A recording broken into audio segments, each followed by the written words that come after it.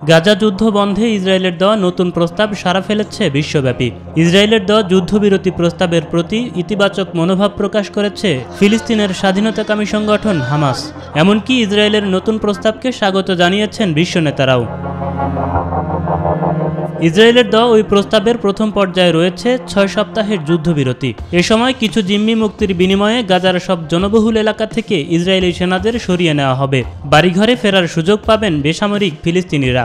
গাজাবাসীর জন্য সাময়িক আবাসনের ব্যবস্থা করবে আন্তর্জাতিক সম্প্রদায়। এ সময় চলমান থাকা শান্তি আলোচনা সফল হলে পরবর্তী পর্যায়ের পরিকল্পনা করবে দুই পক্ষ। দ্বিতীয় পর্যায়ে জিম্মি থাকা ইসরায়েলি সেনাসহ অবশিষ্ট জিম্মিকে মুক্তি দেওয়া হলে গাজা থেকে ইসরায়েলের সর্বশেষ সেনা সদস্যকেও সরিয়ে নেওয়া হবে। স্থায়ীভাবে শত্রুতা বন্ধে নেওয়া হবে প্রয়োজনীয় পদক্ষেপ। সর্বশেষ পর্যায়ে বাস্তবায়ন করা হবে গাজা পুনর্গঠন পরিকল্পনা। পুনর্নির্মাণ করা হবে গাজা উপত্যকার বাড়ি, বিদ্যালয় ও হাসপাতাল। এদিকে তেল আবিবের দেওয়া প্রস্তাব মেনে নিতে হামাসের প্রতি আহ্বান জানিয়েছেন যুক্তরাষ্ট্রের প্রেসিডেন্ট জো বাইডেন। বাইডেনের এমন আহ্বানের পর প্রস্তাবের প্রতি ইতিবাচক মনোভাব দেখিয়েছে হামাসও, দিয়েছে বিশেষ এক বিবৃতি।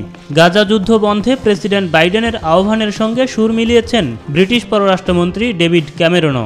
এছাড়াও এই প্রস্তাবের প্রতি জোরালো সমর্থন জানিয়েছেন জাতিসংঘের মহাসচিব অ্যান্তোনিও গুতেরেস, জার্মান পররাষ্ট্রমন্ত্রী আনালেনা বেয়ারবক সহ ইউরোপীয় ইউনিয়নের প্রধান উর্সুলা ভন ডার লেন।